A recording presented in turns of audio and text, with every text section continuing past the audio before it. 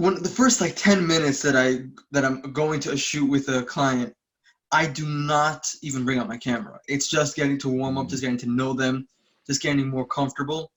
And then I definitely say a lot of people are a little nervous about getting a picture taken, which I wholly understand, by the way.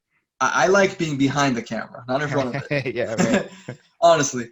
And so it's more about, it's just getting comfortable with each other and then getting great shots and having fun doing it. And that's how you get the great images.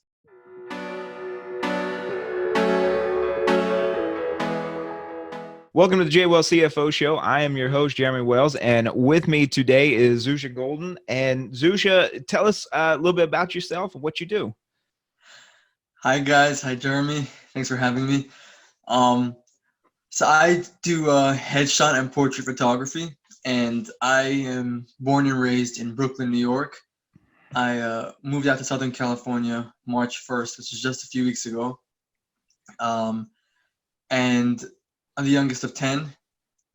Wow. And yeah, big family and never a dull moment and just a lot of fun, honestly. And yes, I just moved out here. And so what got you into photography? so let me take you back a little bit. Yeah. So it's winter of 2006. My brother got married in Montreal, Canada. And I had this really crappy point-and-shoot camera that my dad purchased for me.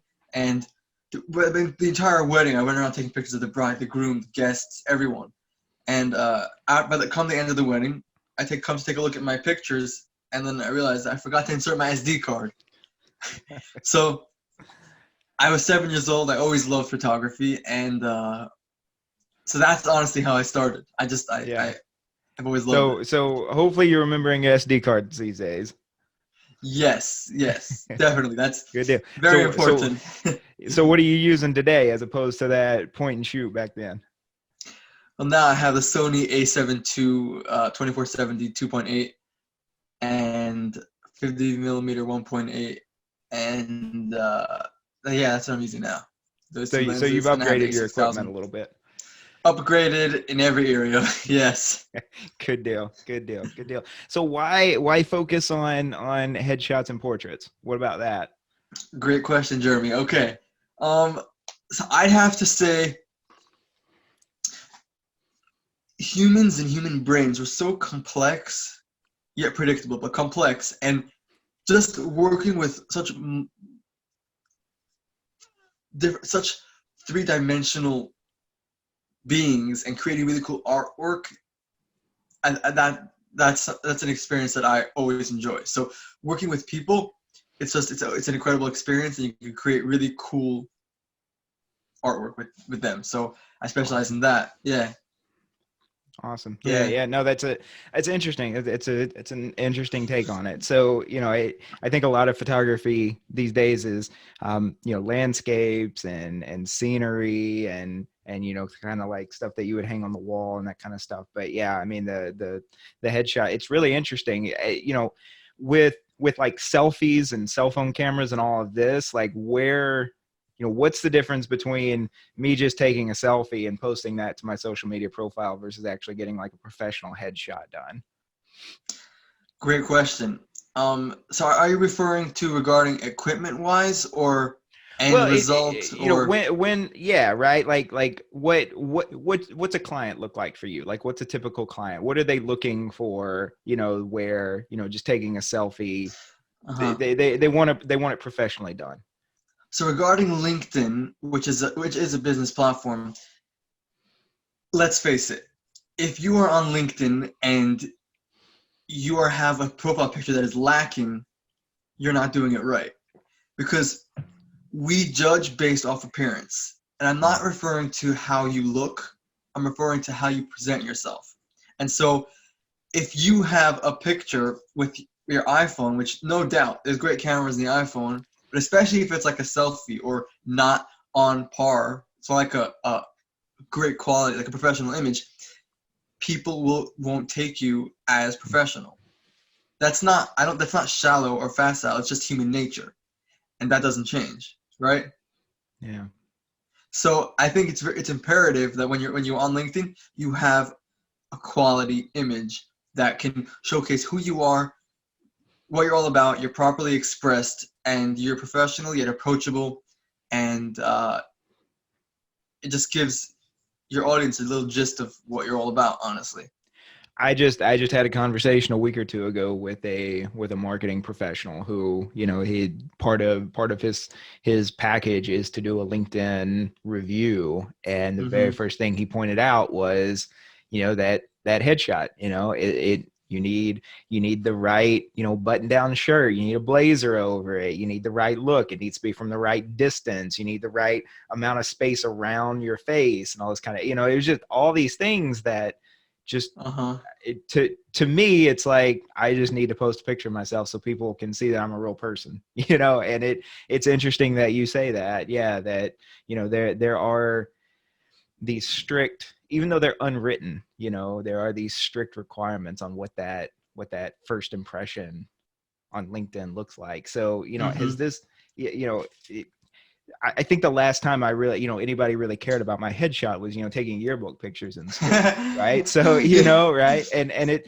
seems like Yeah. now that you're an adult, you're back in that place of, I wish I could go back, you know, and just get another like yearbook picture, like that kind of, you know, just look. So, you know, it's interesting that, you know, there's a market for this now, I think. Yeah, yeah. Well, you summed it up. You summed it up pretty much. Yeah, with regards to styling, it can really affect how you are perceived. And I'll mention this again because I've actually wrote about this on LinkedIn and made videos and whatnot, and a lot of people didn't really understand what I was saying. It's not about our looks. It's not about how you look. It's about how you present yourself, right? So if you present yourself with a selfie camera, you will be perceived as less professional. It's just how it is. If you present yourself with a professional portrait headshot, then you will come across as someone who can be trusted more. Yeah. Look, when you go on LinkedIn and you see someone who has a stellar headshot and it's well lit, well styled, it's just a great image. You take you take their profile a little on a higher esteem. Am I correct? Yeah, for sure. It's and that's human nature. So it's, as you were saying, it's and with the LinkedIn marketing optimizer, Yeah. it's very important to have a quality headshot, definitely. So what goes into that? What are you trying to create? You know, because this is just a still image, right? Like what are you trying to convey, you know, through this image to people? You know, obviously that you're a professional, but you know, like what goes into looking what makes somebody look professional as opposed to not? Well, a lot of it is styling, you know, as your friend said, he's like as they said, uh a blazer, or like you know, also for example in actors headshots, or other any other headshots and stuff, styling does make a big difference, because on one case you'll have and for example in actors, they're going to want the face to be the main focal point with minimal distractions in the background. So Okay. preferably blank walls and solids. Whereas other headshots, you can do outdoors, you can have trees in the background, you can have, like for LinkedIn, I'm saying, you can have, you know, there is different guidelines for each different types of headshots. Yeah. But regarding to, I guess, how to make LinkedIn headshots the best, optimized, and the most professional and stuff, it's very important to have, at least regarding for me, for my subjects and my customers and whatnot, to be properly expressed and comfortable in front of the camera.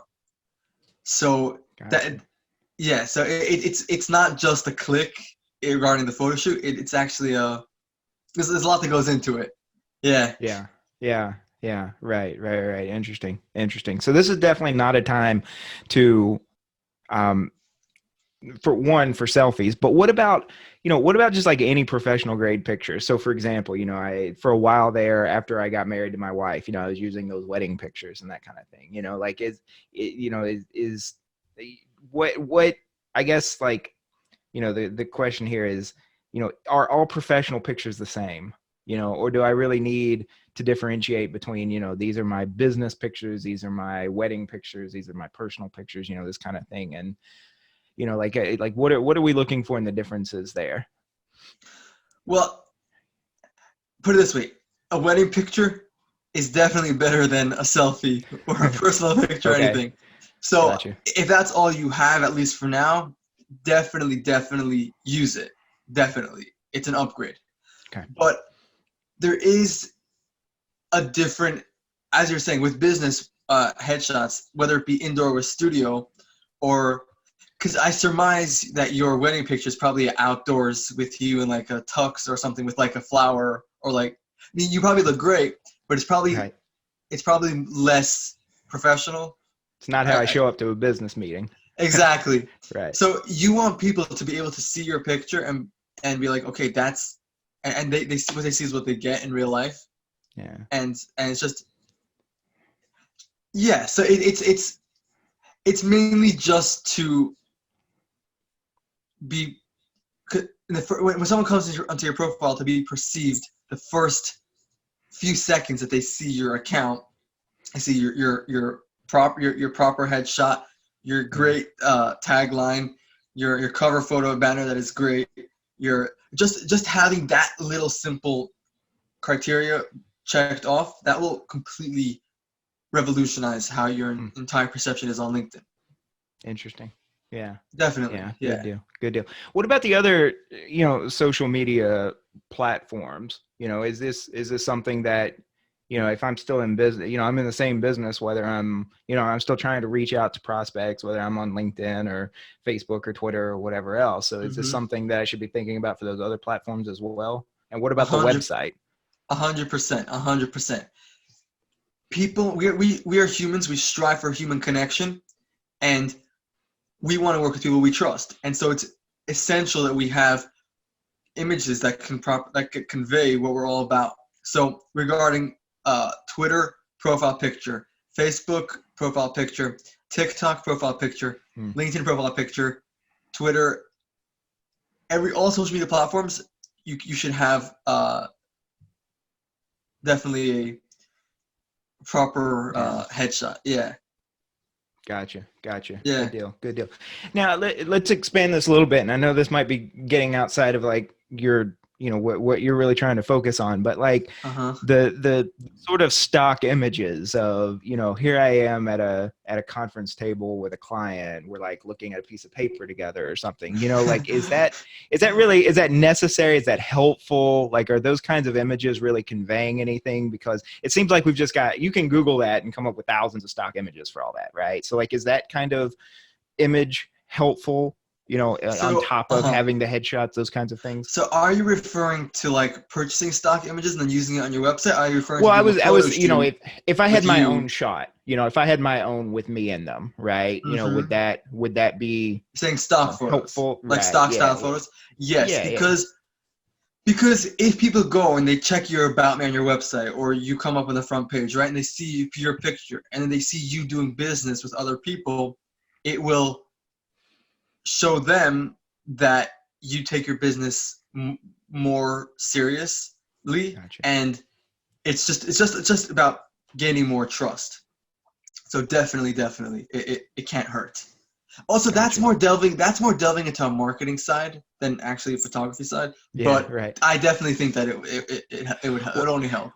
Well, that was my next question for you is, how much of this, how much do you start getting into market? Are you just a photographer, or are you trying to think about, how this could play into, a broader sort of approach to marketing? So definitely the latter, because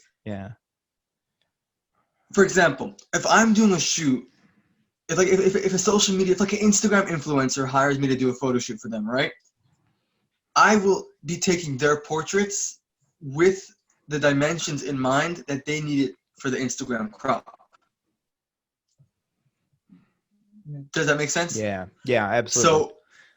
So definitely, because Instagram is just a square, right? Like Instagram Correct. Is just a square, as opposed to it's almost like every I've seen infographics and this kind of thing, where it's almost like every platform is needs its own size image. It starts to get kind of confusing after a while. It is pretty confusing.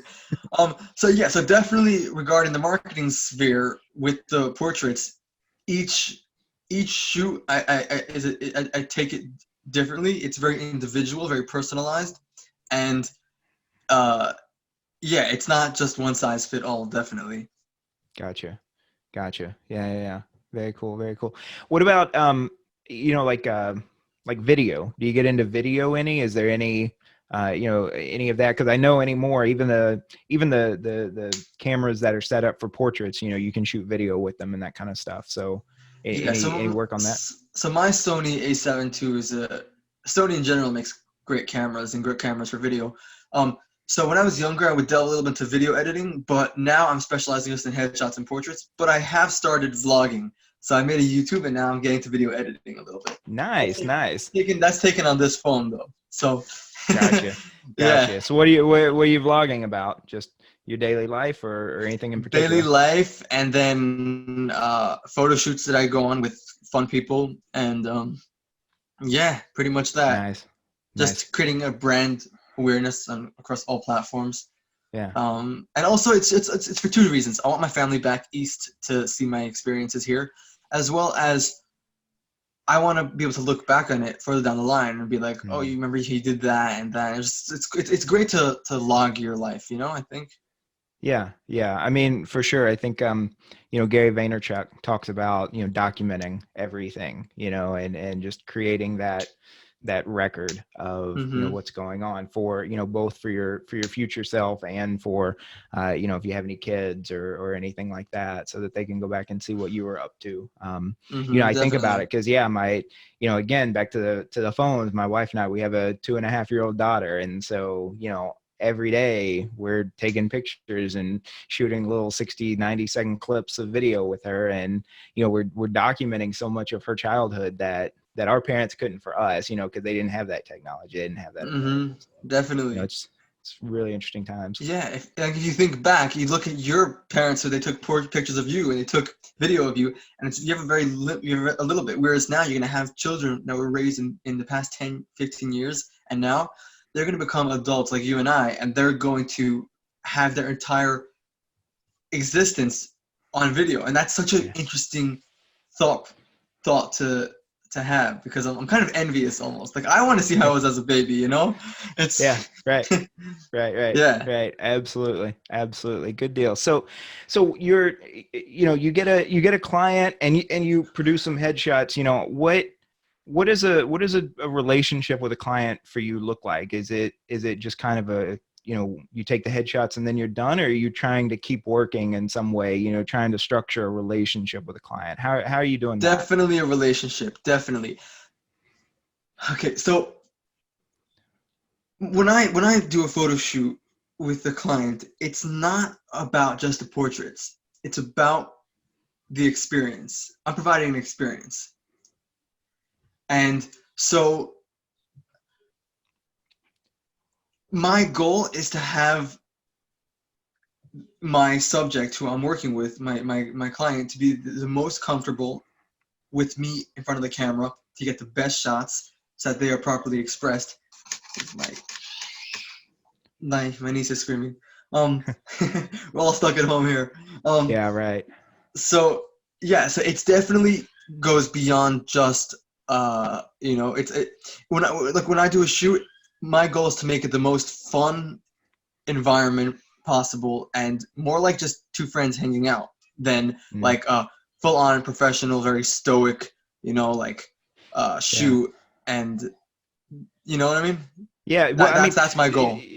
So to me, because I'm not in an industry where, we get our pictures taken a lot, I'm an accountant, right? Nobody's taking my picture for work, and so, like I said, all the way back to thinking about the yearbook pictures, but now, the prospect of, I'm getting told by, my marketing person, I'm getting told by, the guy that's building my website for me, like, I need good pictures of you. I need, high quality pictures and this kind of thing. And it's a little nerve wracking, right? It's a little nerve wracking thinking about, I want to look right. I want to be dressed right. I want to, show up. I want to have the right facial expressions, all that. So, what does a typical client look like when they first come to you? Are they nervous? Are you having to like spend some time to get them to relax? And how do you go about doing that? Great question, Jeremy. Definitely great question. Okay, so when the first like 10 minutes that I'm going to a shoot with a client, I do not even bring up my camera. It's just getting to warm up, just getting to know them, just getting more comfortable. And then I definitely say a lot of people are a little nervous about getting a picture taken, which I wholly understand, by the way. I like being behind the camera, not in front of it. Yeah, right. Honestly. And so it's more about, it's just getting comfortable with each other and then getting great shots and having fun doing it. And that's how you get the great images. Yeah. Good deal. Good deal. Awesome. Awesome. So you've been doing this for a while. I mean, how long have you been actually running your own business doing this? So it's going to be probably 3 years in April. Yeah, today's March 23rd. Uh-huh. So probably almost 3 years. Yeah, Wow. I took some of my regents, passed them, and then I dropped out of high school. And then I purchased a camera and started pursuing photography. I built up a portfolio, called up my friends and family, and uh, built up a portfolio with them. And then Interesting. from there, it just leveled up. Yeah, I'm very Yeah. blessed. Do what I love and love what I do, honestly. Yeah. Wow. Wow. Good deal. Well, so obviously you're jumping into this pretty young. What are some of what's one or two of the biggest challenges that you faced in running a business? I mean, obviously you made a big move across the country and that kind of stuff. What are some challenges you faced and how have you dealt with them? Great question. I have to think about it. Yeah. No, I know. I don't. I'm gonna have to say probably maybe self-doubt. If I'm being honest with you, it's self-doubt because every day it's like, am I doing the right thing? Am I doing enough? Am I, like, is this the right move? Is this like, like, it's definitely just scrutiny on yourself that was definitely a really big challenge. Yeah, for sure. Yeah. For sure. No, I definitely understand that. I mean, I spent a decade building a career in a completely different field, and one day realized that just wasn't right for me, and I wanted to do this instead. And so, and I had a wife and a kid at the time, so there was definitely a lot that went into that decision. But yeah, I mean, and every day, that I remember one time talking to my mentor, it was maybe a year ago, and telling him, I just don't know if I'm doing the right thing and all this. And he said, look, imposter syndrome, nothing new. I mean, everybody deals with that. So, how are you overcoming that? I mean, because obviously you are still doing this. Obviously you're still getting out there and still taking pictures of people. So how are you dealing with that self-doubt? So I'll attribute it to three things. One, it's stopping to compare myself to other photographers and other people who are more successful than me, because I have to compare myself to where I was yesterday, last year, and 2 years ago. And if I look back, I've come really far. Like, I just did a really big shoot, with a really notable personality, and like, it's about celebrating the small wins. For me, honestly, I think that's how I stopped the self-doubt. Yeah. I like that for sure. For sure. Yeah. You just focus on the work at hand, and you just keep getting the job done. I definitely think there's something to that for sure. Yeah. Definitely. Yeah. So, if somebody is in a similar situation to you where, they picked up a point and shoot and they had fun with it and they're thinking about doing this for real, what would you recommend to them? Definitely, just every single day is an opportunity for you to perfect your craft. So you should just find someone every single day to do a shoot with, because practice makes perfect, and that's how you have to get to higher levels in your craft.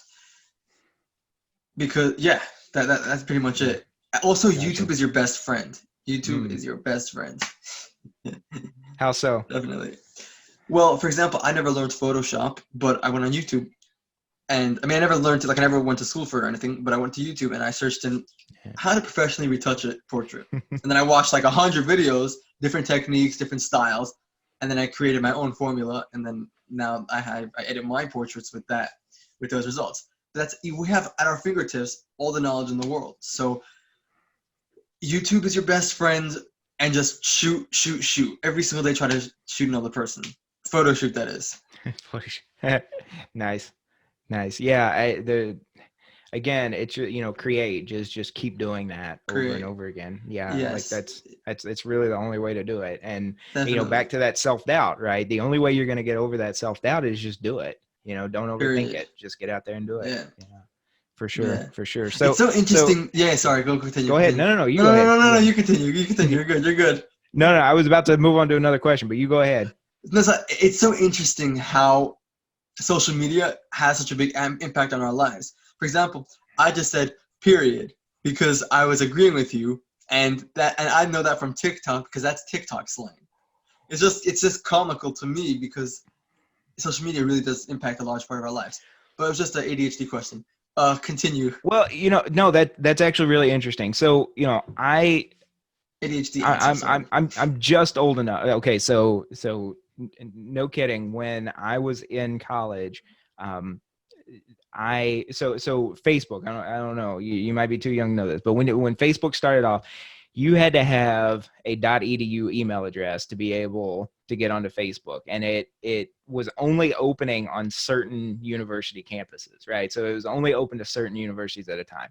And then I remember the day on my campus when our .edu, you could sign up for a Facebook account. Yeah, and because I went to a small a small rural college, but I had friends that were going to the big universities and they could sign up for it and I still couldn't.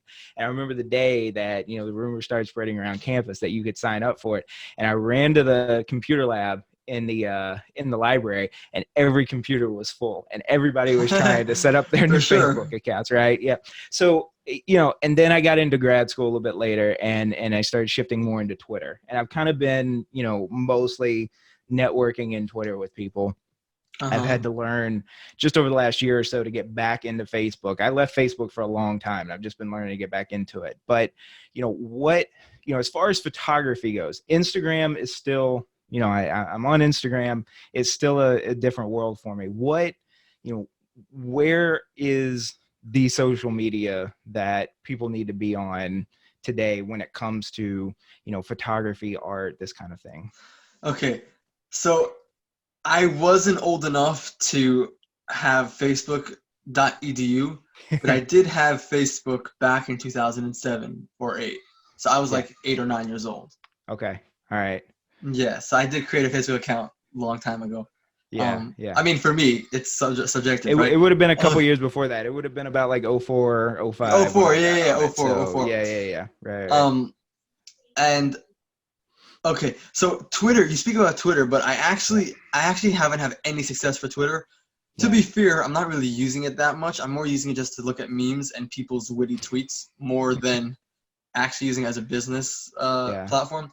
But okay, Facebook is great for pay-per-click advertising, but I don't really use it that much. Instagram, it's dying. The algorithm, it's dying down. They're not allowing content creators like they did in 2012, 14, 15. It's on the verge of the end. Interesting. I still use it and I love it. And I mean, I don't love it, but I use it still. You have to, as a photographer, you have to be on that platform. Yeah. And then right now, I see the two, Gary Vee talks about this a lot. You know what I'm going to say? LinkedIn and TikTok. Right. Underutilized, organic reach up here.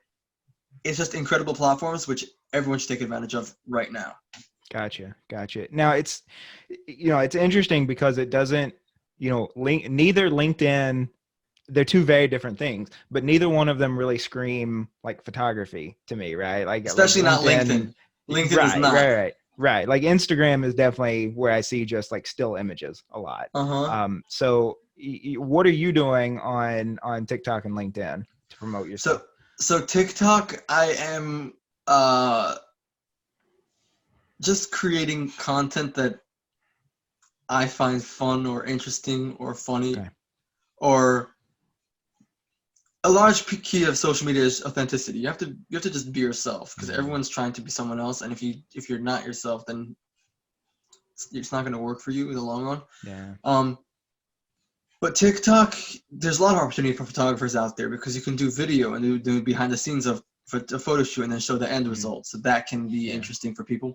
LinkedIn, that was tricky. When I first joined it, I'm like, it's a business platform. I'm intimidated. Then I'm like, why should I care what a single person thinks? I don't give two shits. I don't care. Right. So I'm using it. I make text posts like once a day. I try to do text posts. So I just talk about my experiences every day Mm, that I go through, or different stuff that I find might be insightful or valuable, provide value. Um, and then I do try to post like once every other day or every day as well, a portrait, like a picture that I took. okay. And then I explain the process of how I took the portrait, where Okay. we shot it, and then so far I might have only had maybe a very small minority of people who told me that it's Facebook posts, but I don't care. It's working for me, and thank God Yeah. I'm getting business. And I'm building my platform very much so on LinkedIn right now. So Really. That's uh, cool. yeah, it's Good deal. definitely Good deal. working really well for me so So far. so So LinkedIn might be the next platform for photographers. definitely, That definitely, would be interesting. definitely, Yeah. it's photographers should definitely get on LinkedIn now before it becomes oversaturated with content like Instagram is. Wow. Wow. Very cool. Very cool. So there's another Yeah, recommendation if you're thinking about photography. Jumped on LinkedIn. Skip over yeah, Instagram and just jump straight to LinkedIn. Yeah. Very cool. yeah, yeah. Very cool. Very cool. All right, man. Well, it's been great, getting to meet you and hear more about your business and that kind of thing. So if others, listeners out there want to get in touch with you, do some business with you or find out more about you, what's the best way for them to get in touch with you? So I have a website, ZushaGoldin.com. That's ZUSHAGOLDIN. But that's not a social media platform. So my username is at Zusha Goldin across all platforms. That's Instagram, Facebook, LinkedIn, TikTok, Twitter. What other platforms are there? Uh, Zoom. I Well, don't know. All Zusha yeah, Goldin. Yeah, you got lucky actually getting your name. It's very hard for a lot of people to do that anymore. yeah. Like imagine my name was like John Doe. Yeah, right. Sure, there is. Exactly. So Jeremy, before we sign off, I want to ask you Yeah. a question. Oh, for sure. Go ahead. Not ask you a question, but tell me three highlights of this past month for you. Ooh, wow. Well, that's interesting. Um, One, for sure has been uh, my birthday. I was born in Happy March. birthday. So thank That's you. great. Appreciate that. 35 and going strong. Let's That's not see. old at all. Yeah. Hey, I know, right? That's young. Yeah, right. Definitely. Another one was, let's see, a couple more highlights. I'm an accountant. It's tax season, so I got a few more clients this month, which is always good news. Oh, You know, yeah. um, Well, the yeah, tax date is pushed off till July 15th. That's and then I guess that's another, that's been another highlight. Has been just all of the, for lack of a better word, just craziness. So around what's happening, with the coronavirus outbreak, and then the response to it. And yeah, it's so intense. everybody, everybody wants to know, when do I really have to get my taxes done, and am I going to get anything from the government for it? Yeah, right now with the And of course, everybody's coming to their accountant with those questions, and they know as much from reading the headlines as I do, right? So it's been a really interesting month for sure. I see. Yeah, it Yeah, does sound intense. yeah. Wow.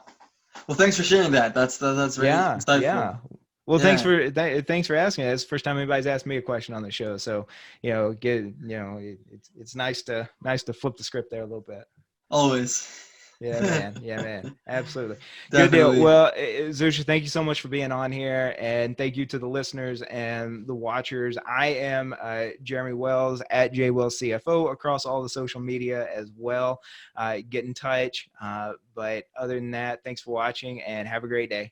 Yeah, thanks for having me, Jeremy. Thanks for watching, guys, and take care.